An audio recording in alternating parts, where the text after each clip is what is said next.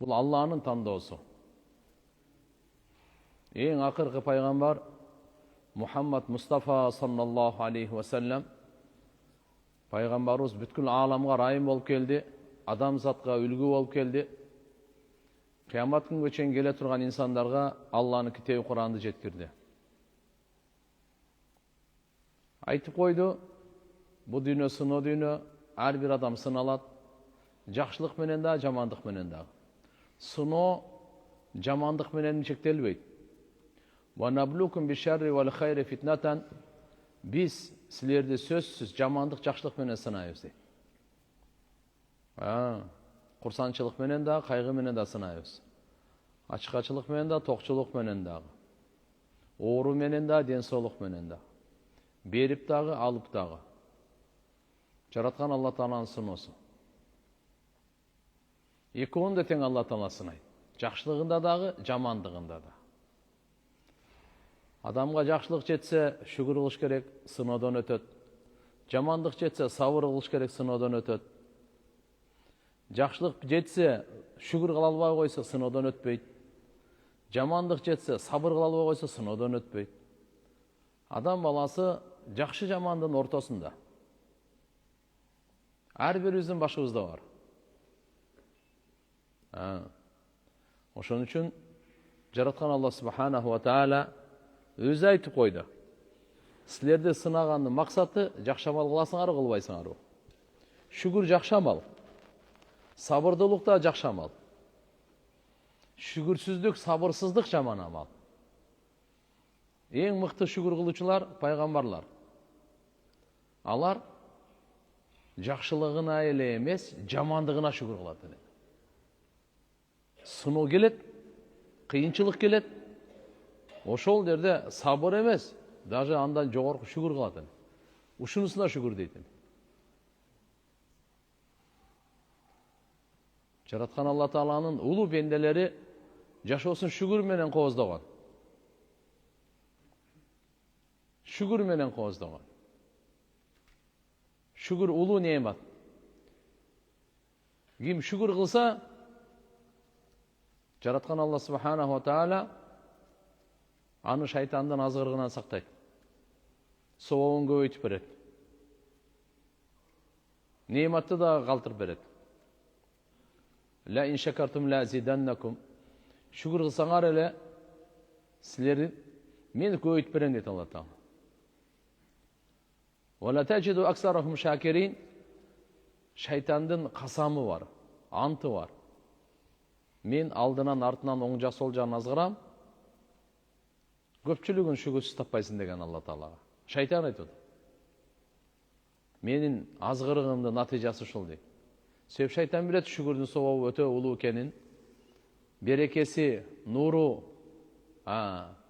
шүгүрдүкүн билет. Ошон үчүн шүгүрсүздүккө шайтан азгырат.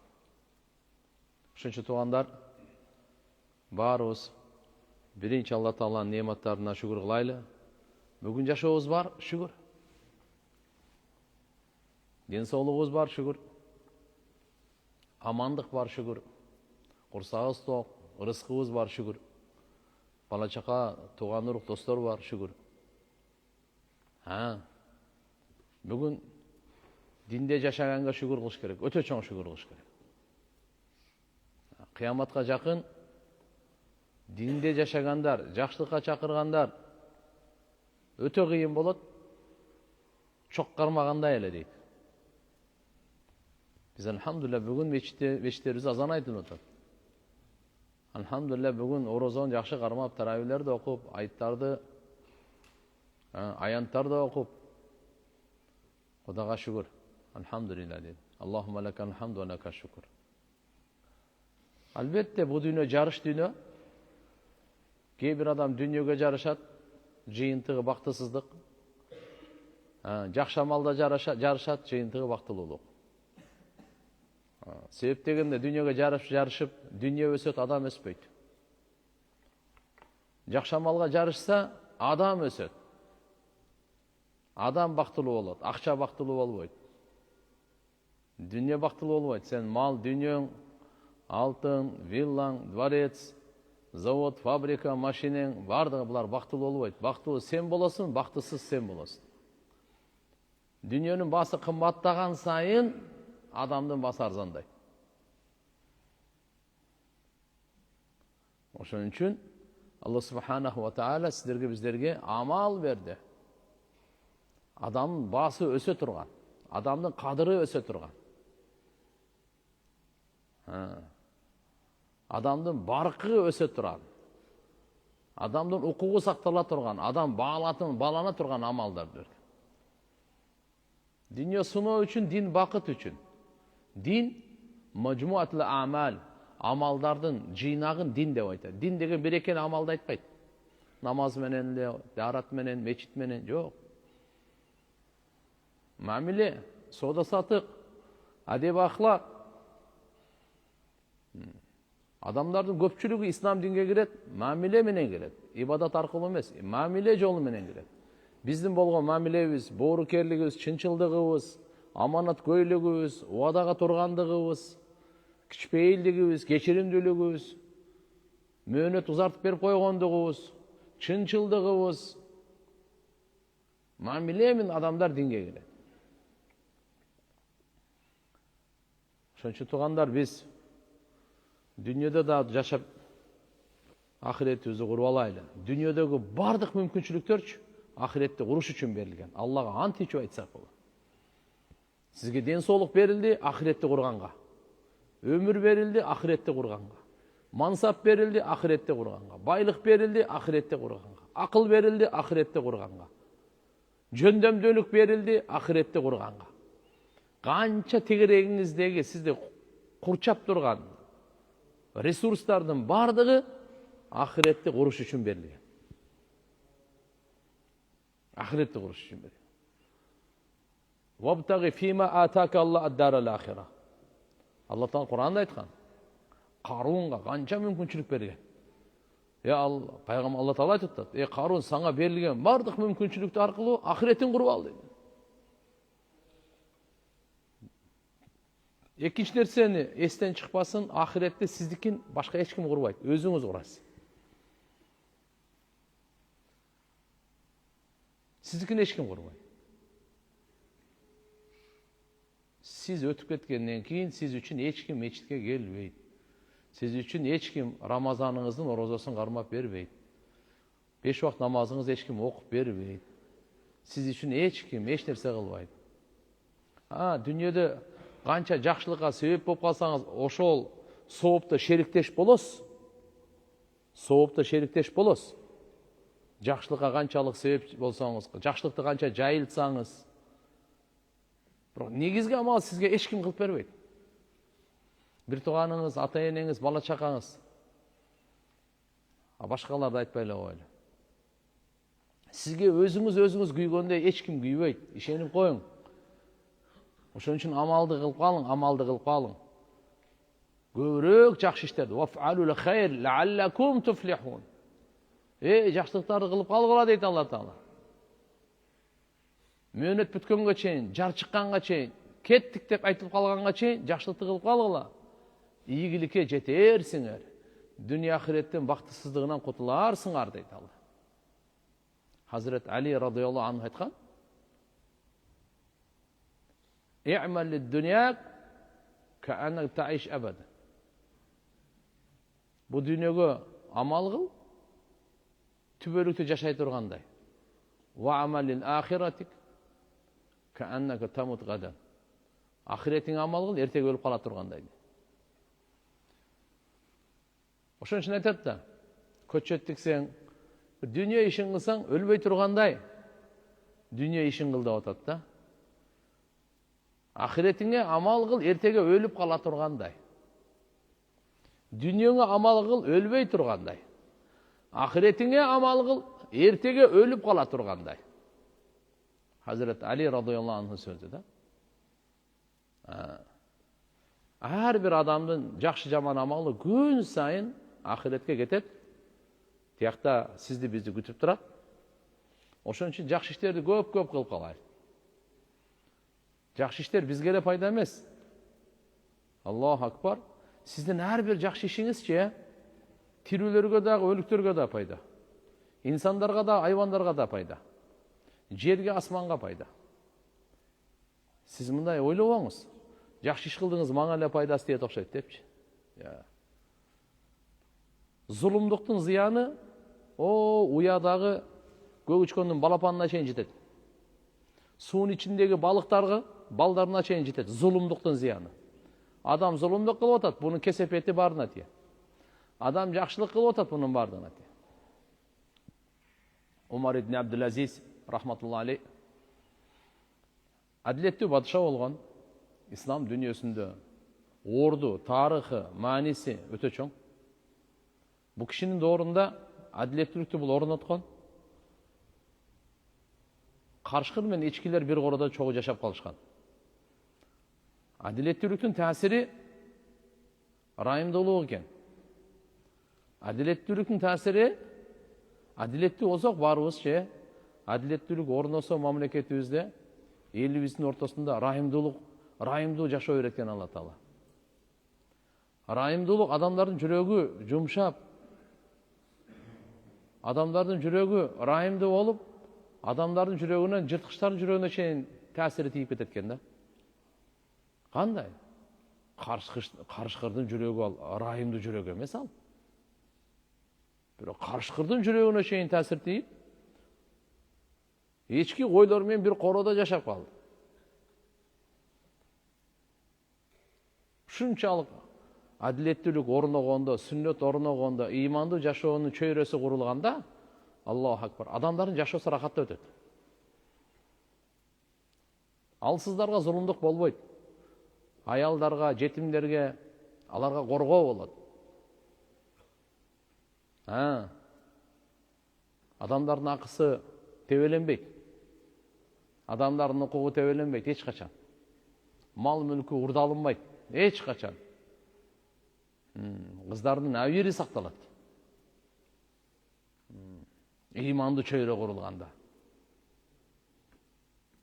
Күндөрдүн биринде ошол доордо Умар ибн Абдул-Азиз рахматулла алейхтин доорунда бир койчу кой кайтарып атса, бир карышкыр эчкинин баласы улакты ала качкан экен. Тиштепчи. Анан бул кыйкырып эле эми аракет кылып калса керек, эми алып калайын деп. Ыйлап. Эми эмне ыйлайсың? Эми карышкы рызкысын жеп кетти. Эми бир козун, бир эмне болуптур эми ал, бир улак. Мен буга ыйлап аткан жерим жок дейт. Дүйнөдө Умар ибн Абдул-Азиз өттү окшойт дейт. Тоонун үстүндөгү койчу айтып атат. Дүйнөдө ошо киши өткөн окшойт дейт. Ал өткөнгө чейин мындай боло эле келди. Чындап эле сураштырса, ошол убакыт өткөн экен.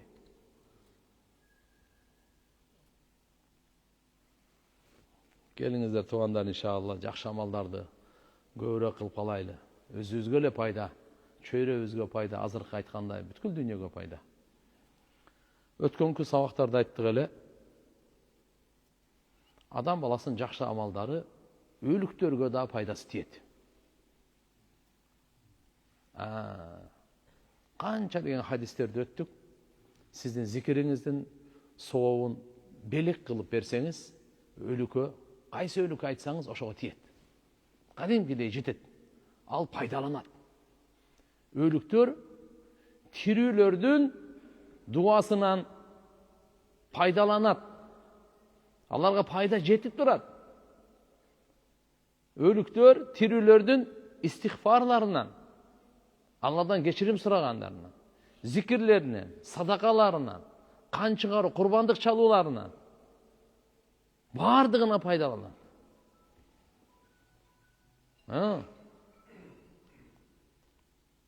Садакая жария деп коебуз. Бир жакшы иш кылып кетти. Машалла, ошонун сообу өлгөндөн кийин да тие берет. Жакшы бала тарбиялап кетти. Баланын ар бир жакшы иши атага сообу жете берет. Пайда ала турган илим таштап кетти, илим жайылтып кетти. Бунун бардыгы өлгөндөн кийин дагы сообу токтобой аркасынан бара берет. Атак бул дүйнө амал дүйнөсү болуп, адам өлгөндө амал токтойт өзү. Өлгөнгө чейин садака берип калды. Өлгөнгө чейин ла илаха иллаллахны айт, зикирди айт, жакшы сөздү айт. Өлгөнгө чейин пешенеңи саждага тийгиз, дарат ал, гусул ал, чын сүйлө, адалдан тап. Өлгөнгө чейин маанайыңы жарык кылып жаша. Бирөөнүн кайгысын бөлүш, пайда жеткир. Жакшылык каала, өлгөнгө чейин кылып кал. Өлгөндөн кийин өзү токтойт. Бирок ошодон кийин дагы кээ бир амалдар бар экен. Адам баласынын аркасынан сооптор үзгүлтүксүз жете берет экен. Бирок Кур'ани Каримде бир аят келет. "Ван лейса лил инсан илля ма саа" деген. Инсан үчүн эмнени аракет кылып амал кылса, ошол эле болот, башка болбойт деген сөз да. İnsanбыз. Bu dünýede emneni hareket kıldınız, ne amal kıldınız, sa'i kıldınız, boldu. Oşol ele bolot sizge. Toysa oşol ele tabasız, andan başka eşteke sizge jok degen söz da. Emi ölüktörgө belek katары berilgen жакшы амалдардын сооптордун жетүүсү мынал аят менен карама каршы келбейт дейт. Себеп дегенде эмгек аракет са'i деп коет. Uşu iki türge bölünет eкен. Sa'i mubashir деп коет. Mubashir. Экинчisi sa'i tasabbup деп коет. Түздөн түз сиз өзүңүз кылгансыз. Кээде сиз башка бирөөлөргө себеп болгонсуз. Экиге бөлүнөт. Курандагы мынал айтып атканы "Ван лейсал инсан илля ма саа". Инсан өзүн эмгек кылган амал, жакшы сөздөрү, жакшы амалдары гана өзүнө буйрат дегени бул түздөн түз өзү кылгандары. Өзгөчө уламалар ар кандай тафсирлерин айткан. Иман. Адам баласы канча иман куруп кетсе, канча иманын бекемдеп кетсе, толуктап кетсе, болду. Ошол эле гана өзүнө берилет. Иман бирөө-бирөөгө берилбейт. İmanı жок адамга миллион рекет намаз окуп сообун багыштасаң тийбейт. Миң уй, миң төөнү курбандык чалып туруп сообун тийбейт ага. Су чыгарасыңбы? Көпүрө саласыңбы, жол саласыңбы? İmanı жок адамга тийбейт. İmanı болсо тиет. Мусулмандардын бардык, "Я Алла, имандыларын кечир" деген сөзгө сөз ошого үлүшү бар, тиет ага. İman жок болсо, ага эч нерсе тийбейт. Буда кээ бир алымдарыбыз буну айтканы, бул иман боюнча айтып атат. Инсан өзү ыктыярды тандоо Алла Таалам берген да. İman келтирген болсо, ошол гана өзүнө буйрат, калганы буйрубайт. İman куфр, ага башка бирөөнүн иманы берилбейт деген сөз. Эми экөөнү айтып атат. Түздөн түз кыла турган мээнеттер кандай? Инсан жакшы амалдарды, жакшы сөздөрдү шарият дайындаган. Кайсы сөздү жакшы, кайсы амалды жакшы, буну шарият чечет. Шарият деген эмне? Шари Алла өзү. Пайгамбарыбыз Мухаммад алейхиссаламды дагы шариятты баяндоочу кылган, ошон үчүн пайгамбарыбызды да шари деп коет. Бу Алланын элчиси кайсы нерсени адал десе, ошол, кайсы нерсени туура десе, ошол гана туура, кайсын адал десе, ошол гана адал. Алланын элчиси кайсы сөздү жаман десе, кайсы амалды жаман десе, кайсы нерсени арам десе, ал арам. Адамдарга канча жакса дагы. Биздин сиздин акылыбыз өтө кем.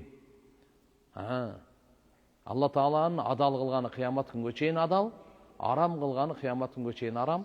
Эч ким Алланын адалын арам кыла албайт, арамын адал кыла албайт. Намаз, садакалар, орозо, бардык ибадаттар, курбат амалия, каулия, мындача айтканда Аллага жакындай турган амал сөздөр толтура, ушулардын бардыгы түз инсан кыла турган.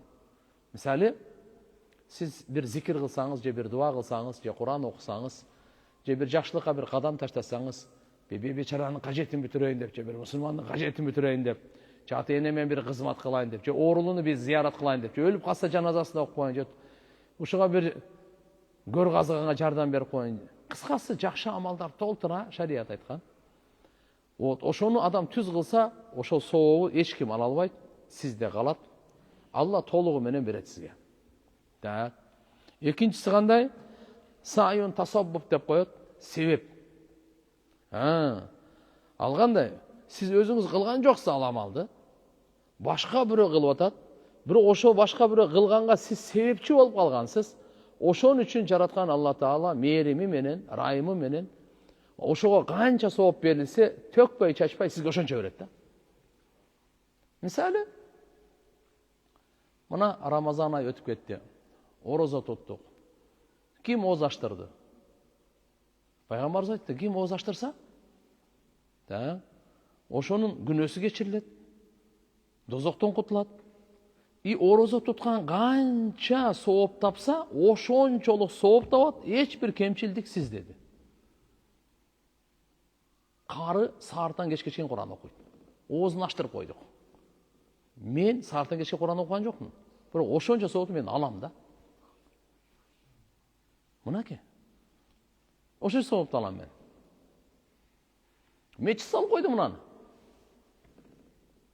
Анварга рахмат.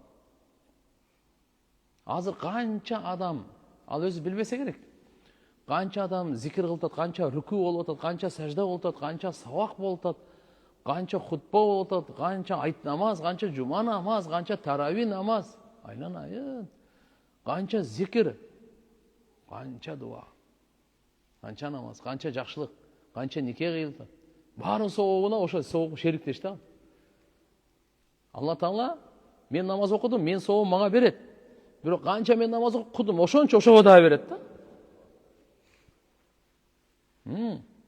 Сиз өзүңүздүн аласыз берге.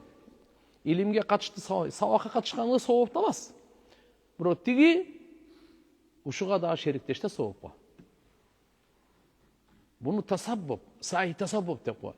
Ошон үчүн жакшылыкка өлүп калганга чейин тезирээк, көбүрөөк жакта шериктеш болуп коюш керек экен да. Ага сиз көптөн эмеңиз кетпейт. Бир жерде мечит салынып атат. Казакстанга барсаңыз мечит салынып атыптыр. Өзбекстанга барсаңыз, Тажикстанга барсаңыз мечит салынып аткан экен. Ушуга мен кичине бир 1000 сом таштап коеюнчу депчи. Сиз шериктешсиз. Сизди эч ким билген жок, эч ким көргөн жок. Бирок Алла көрдү, Алла билет, периштелер жазды. Ошо бир кирпич койгонуңузга сиз шериктешсиз. Аддал алал хайр кафаилихи. Жакшылыкка далалат кылуучу адам ошо жакшы ишти кылгандай эле соопталат. Кылгандай эле соопталат. Өзүнө жараша. Ошон үчүн дайыма биз мусулман баласы жакшылыкты ойлоп жашаш керек. Жакшылыкты кылып жашаш керек. Жакшылыкка шериктеш болуп, себепчи болуп калганга аракет кылып жашаш керек. Биздин мээбиздечи жамандык ойлогонго место болбош керек. Жакшылык бурон кылып бүтүрүп койгон место жок.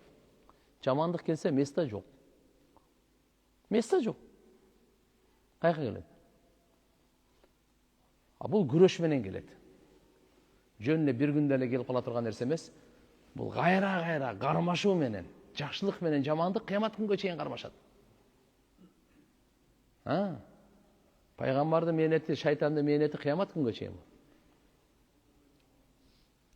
Ошон үчүн мынакей соопторду кандай дейт? Эми угуп туруңуз. Муслим шарифте келет. Пайгамбар саллаллаху алейхи ва саллям айткан: "Идамата ибн Адам инқата амалу." Адам баласы өлдү, амалы токтоду. Себеп амалынан, денесинен амал чыгып турат эле да. Денеден жан чыгып кеткенден кийин эми бул сүйлөй албайт бул. Ассаламу алейкум десе сооп жазылат эле, айта албайт. Пайгамбарыбыз айткан, ассаламу алейкум дегенде, Пайгамбарыбыз ва алейкум ассалам сага 10 сооп деген, отур деген. Экинчи киши келип ассаламу алейкум ва рахматуллах деди, Пайгамбарыбыз ага жооп берди, отур сага 20 сооп деди. Үчүнчүсү ассаламу алейкум ва рахматуллахи ва баракату деди. Бир сөздөн кошулуп атат да. Пайгамбарыбыз саламына жооп берди, сизге 30 сооп, отуруңуз деди. Кара. Бул денесинен жан чыгып кетти, ассалам айта албайт эми. Баардык кишилер келди жууганга, коштошконго салам айта албайт. Буга чейин эгерде денеде жан болгондо салам айтат эле, соопту алат эле. Калиматун тойиба садака. Пайгамбарыбыз айтты, жакшы сөз садаканын сообу. Жакшы сөз кандай? Мен жөн эле кандай истен соңуңуз деп койдум. Жөн эле. Үйдөгүлөр аманбы деп койдум. Оорубай эле жүрөсүзбү деп. Жакшы, ушуга садакан соогун алам да менчи. Хорошо? Любой жакшы сөз садакан соогун. Давай бир бизнес кылайлы деп. Максат эмне? Элге пайда жеткирели. Машалла, өзүбүз ажылыкка барайлы. Я. Ошо бизнести ойлогонго жакшы садакан соогун аласың. Любой жакшы тилиңизден жакшы сөз эле чыкса, садакан соог автоматически. Ошончо тилдичи жакшы сөз үчүн арнап коюш керек. Болду. Сөккөнгө, каргаганга, ушактаганга место жок. Пайгамбарыбыз айтып койду. Ман кана юъмин биллахи вал яумил ахир фалякул хайран ау лиясмут. Ким дүйнө ахиретке, Алла ахиретке ишенсе, Аллага ишенесиңби? Иман барбы?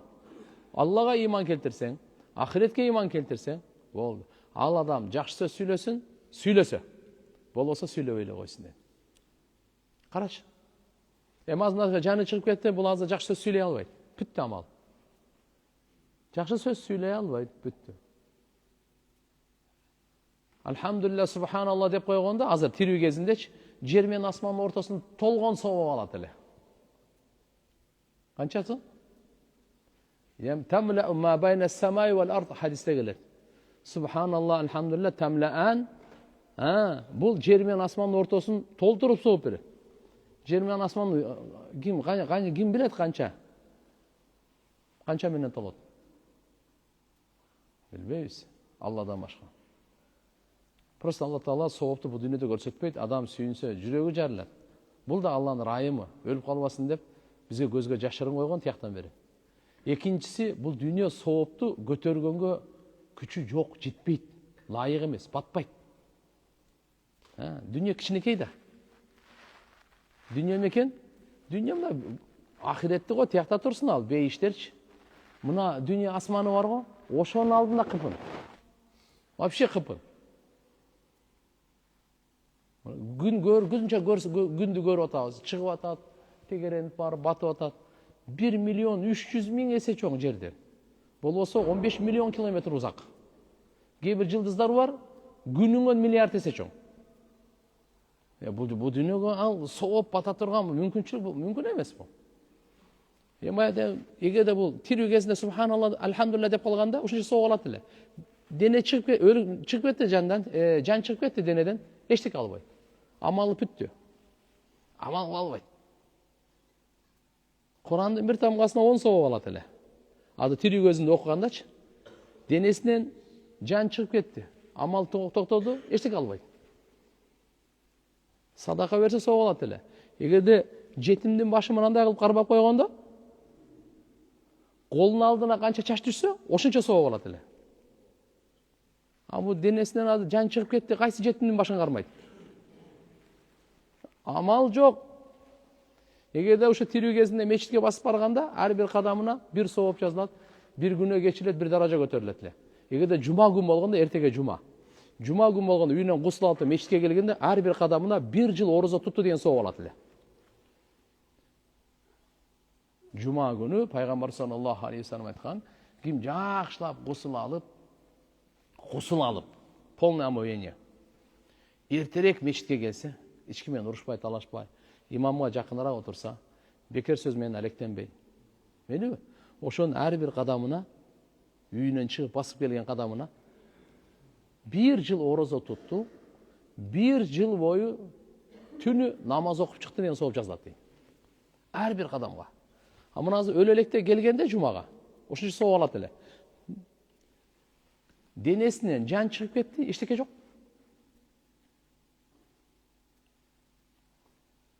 Сажда кылганда, эгерде намазга туруп, Аллаху акбар деп койгондо, ат-такбиратул ула хайру минад дунья ва ма фиха.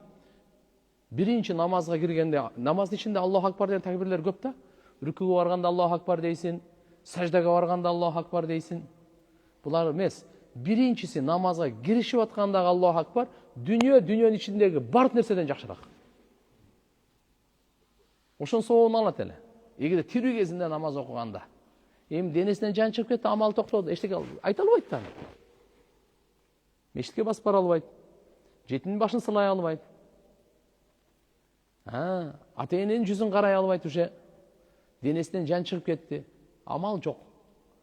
Көзі амал қылбайды, құлағы амал қылбайды, тілі амал қылбайды, қолы амал қылбайды, пұты амал қылбайды, бүтті.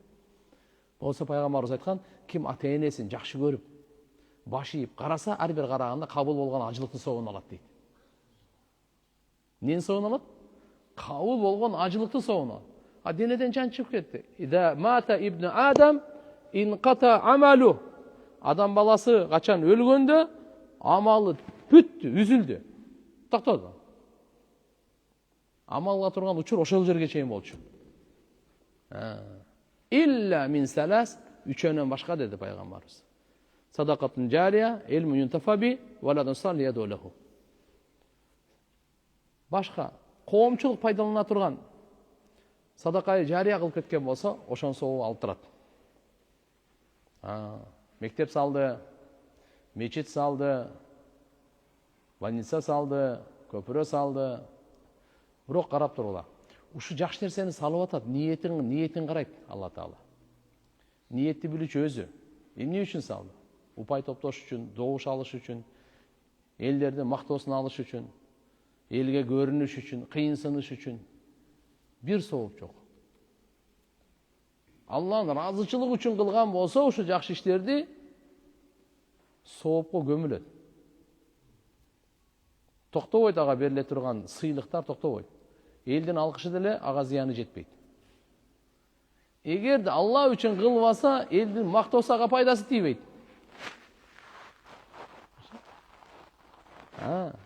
Эгерде Алла үчүн ушу жакшы ишти кылган болсо, Аллаху акбар. Анда эл мактаса эмне болот десе пайгамбар саллаллаху алейхи вассалам риваяттарында келет. Тилка ажилу бушарул муъмин, бул момун адамга бу дүйнөдө эртерээк берилип калган куш кабар дейт. Тияктагысын Алла Таала өзүнчө берет. То есть адамдардын мактаганы буга зыяны тийбейт. Себеп бул ниети Алла үчүн кылган. Эгерде Кудай сактасын, ниети Алла үчүн болбой калса, же Алла плюс махлук болуп калса, 99% Алла үчүн кылып атам, 1% адамдар да кичине билип койсун, булар да мени мактап койсун, ардак грамота менен, орден, медаль менен мени сыйлап койсун деген кичине 1% орун берип койсо, Алла Таала айтат, мен шериктерди жактырбайм дейт. 99 мага, бирөө башкага кыямат күнү жар салынат. Ким үчүн амал кылса ошондон алып алсын дейт. Мен шериктерден безармын дейт Алла Таала. Аларга тиешем жок деген сөз. Ошон үчүн туугандар, жакшы ишти кылуу жетишсиз. Жакшы ишти 100гө 100 Алла үчүн кылуу, машаалла, бул бөлөкөчө. Жакшы иш кылайлы, Алла үчүн кылайлы. Жаман ишти таштайлы, Алла үчүн таштайлы. Жаман ишти таштадыңыз, сиз жакшы адам болдуңуз, бирок сизге сооп жок. Бирок жакшы адамсыз, молодец. Жаман ишти сиз Алла үчүн таштасаңыз, сизге сооп жазылат. Ден соолук үчүн, абийир үчүн, ал үчүн эмес. Арак эмне үчүн ичпейсиз? Эмне үчүн? Ден соолукка зыян экен, ичпей эле коеюн деп. Жок, Алла арам кылган, ошон үчүн ичпейм. Буга соо боласыз. Алланын айтканы үчүн кылсаңыз, сизге сооп берет. Эмне үчүн жалган сүйлөбөйсүз? Эмне үчүн? Куда сөөк эмне дейт?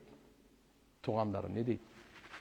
Туугандар эмне дейт? Куда сөөк эмне дейт дебең? Алла эмне дейт деңиз? Жаман, жалган сүйлөгөнү таштадым, себеп Алла арам кылган. Демек, мусулман адам жакшы ишти кылса, Алладан таасирленип, Алланын өкүмүнөн таасирленип кылыш керек. Жаман ишти таштаса, Алладан таасирленип, Алланын өкүмүнөн таасирленип ташташ керек. Ушунун аты иман, ушунун аты дин, ушунун аты бакыт. Алладан таасирленип кылуу. Чын сүйлөдү. Эл мактасын деппи? Жок. Алла мактасын деп чын сүйлөп атам. Аллага жагат экен чын сүйлөгөндөр. Чынчылдардын чынчылдыгы гана пайдасы тиет экен кыямат күнү. Башка эч кимдин пайдасы тийбейт. Ошон үчүн туугандар, биз жакшы иштерди кылайлы, жараткан Алла Тааланын буйругунан таасирленип, жаман ишти таштайлы, Алла Тааланын буйругунан таасирленип. Садака жария мынакей. Ilmun yuntafa bi. Пайда жете турган, пайда ала турган илим. Мына баарыбыз илим десе сөз имамга чектелбейт, алымга чектелбейт, карыга чектелбейт. Сиз Фатиха сүрөнү билесизби? Ушуну үйрөтүңүз башкага, ушуга киресиз. Илим жайылтканга киресиз.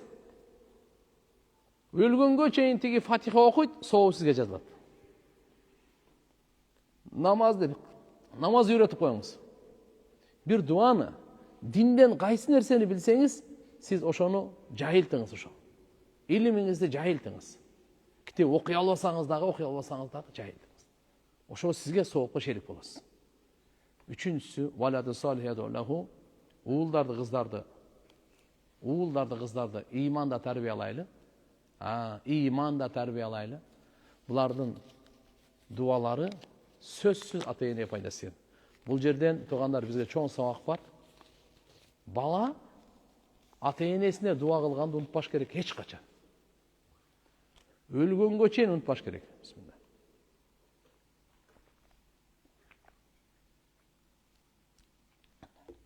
Ибрахим пайгамбардын дуасы бар. Роббана гфирли ва ли валидайя ва лил муъминина йаума якумул хисаб. О Роббубуз Аллах, мени кечир. Ата-энемди кечир. Бардык имандууларды кечир кыямат күнү деген дуа. Куранда дуа өзүбүзгө, ата-энебизге, бардык имандууларга. Мусулман адам унутпаш керек.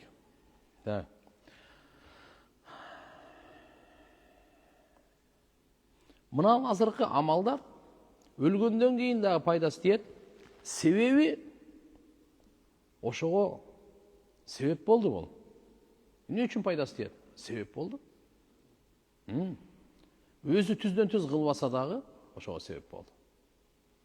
Ибн Мажада риваят би иснадин хасан Абу Хурайра радыйаллаху анхудан пайгамбар саллаллаху алейхи ва саллям айткан: адам баласы өлгөндөн кийин жакшы амалдарынан ага барып жетип сообу тийип тура турган амалдардын бири илман алламаху ва нашараху.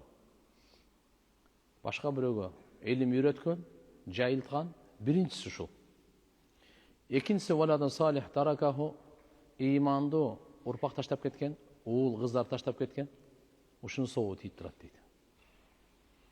Демек балдарга иманды үйрөтүү, иманда тарбиялоо, динди үйрөтүү, алардын намазына көңүл буруу, Кур'ан таквалыгына көңүл буруу, күнөөлөрдөн сактаганга көңүл буруу.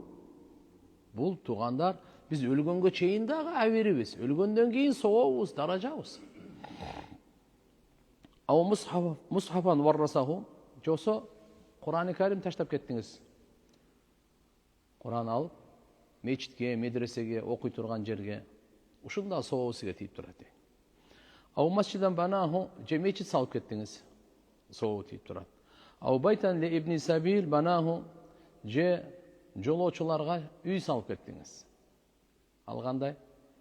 Жолоочуларга, мусафирларга кичине эс алып көлөкөлөп кете турган, азма суусун чыгарып койдуңуз, ажатканасын куруп койдуңуз. Мечит эмес.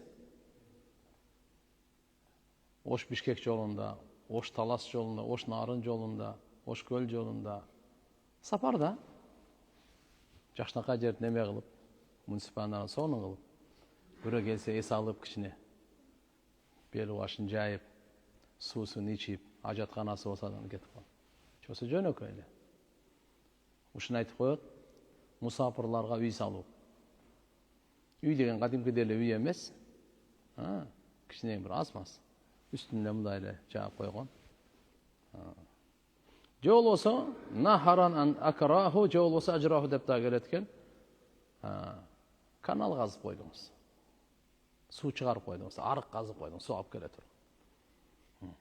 Ау садакан ахраджаха мин малихи фи сихатихи ва хаятихи.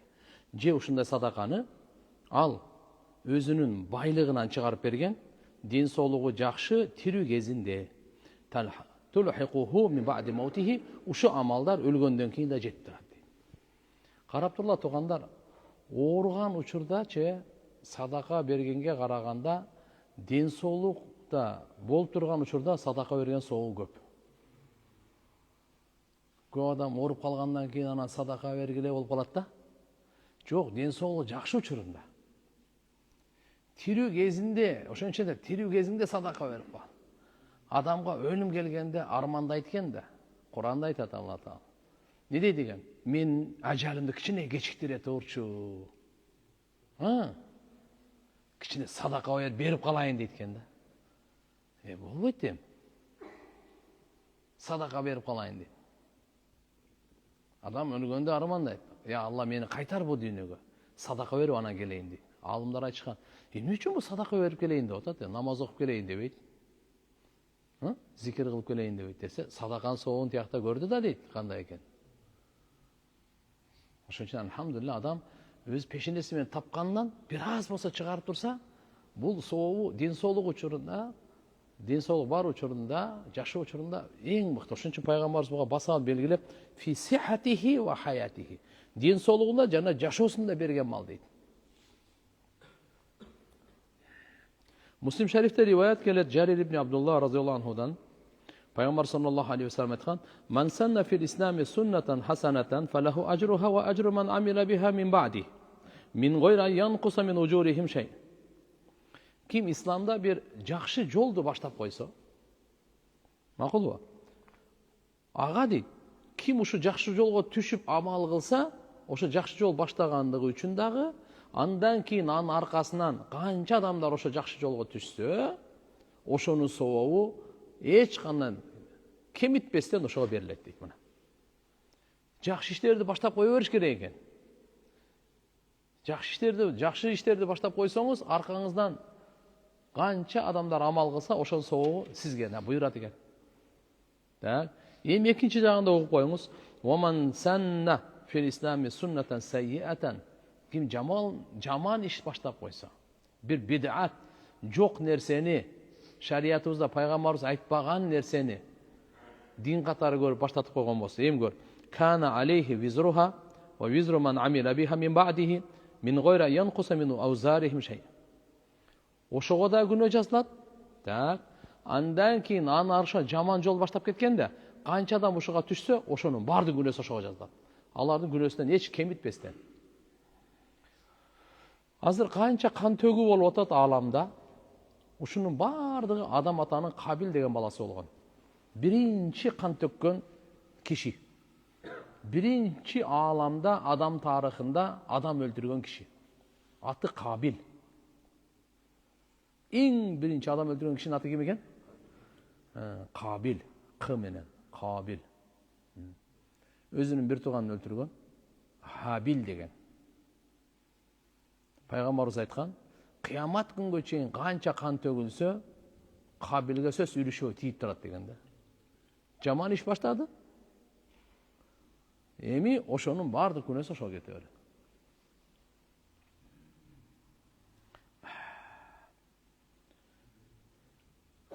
Субханаллах. Андыктан ким Алланын буйруганына ыйман келтирип, момундардын жолуна түшсө, ага пайгамбарыбыз Мухаммад алейхиссаламдын истигфарынан сөзсүз үлүшүнө жетет экен да. Бул мындай деген. Ыйман, Аллага ыйман келтирдиңиз. Эми сизге пайгамбарыбыз саллаллаху алейхи ва салламдын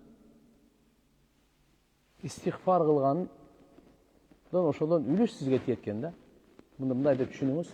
Куранда Алла Таала мындай деген: "Фа'алам аннаху ла илаха иллаллах вастагфир ли дамбик ва лил муъминин вал муъминат." Жакшылап билип ишенип ал, бир Алладан башка сыйынганга лайыктуу эч ким жок. Сыйынганга лайыктуу бир гана Алла, башка эч ким эмес. Жана вастагфир ли дамбик, Алла айтып атат пайгамбарыбызга: "Күнөөңө кечирим сура." Жана момундарга, эркектерине, аялдарга кечирим сура деп Алла буйрук берип атат. Пайгамбар саллаллаху алейхи ва саллям кыямат күнгө чейин келе турган ыймандуу эркектерге, ыймандуу аялдарга Алладан кечирим сураган. Ким Аллага ыйман келтирсе, пайгамбарыбыздын кечирим сураганынан ошого да үлүшү бар. Ошого тиет, ошого да насип кылат, ошого да буйрат. Ошон үчүн ыймандуу болуу өтө чоң бакыт бул.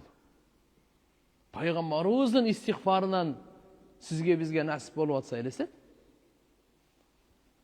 Нух пайгамбардын истигфарынан дагы Алла Таалам үлүш берет экен бизге.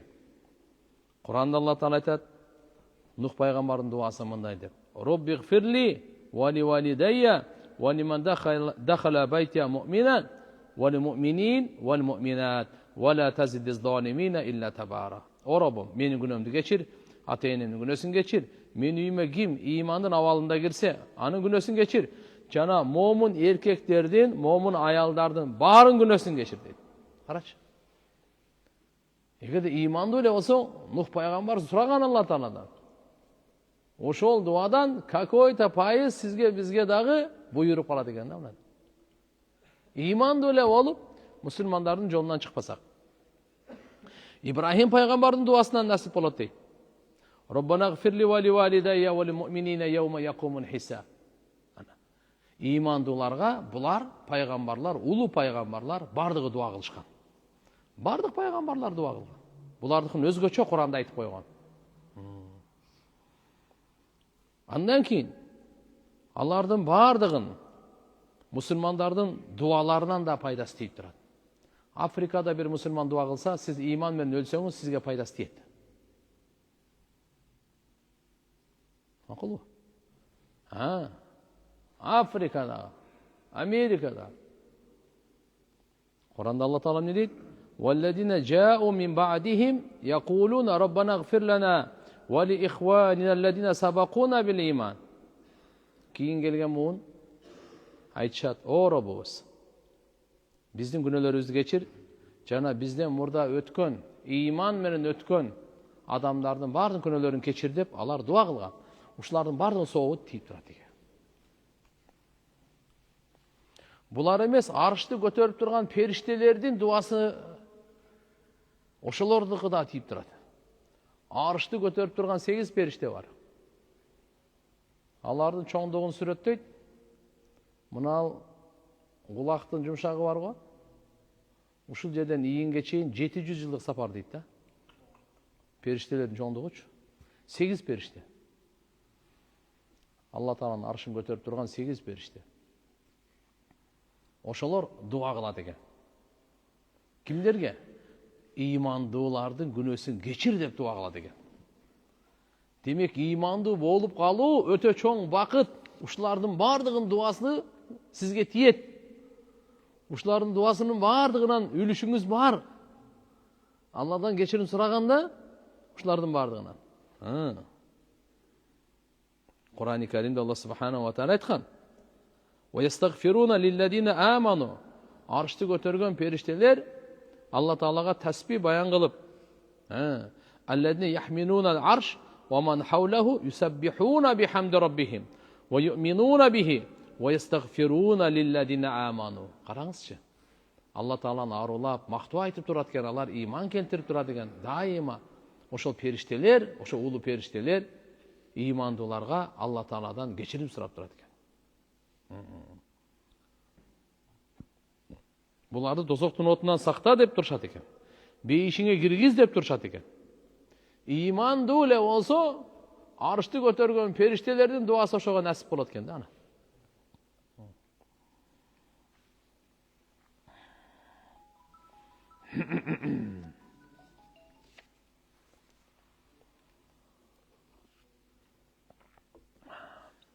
Эми карап туруңуз.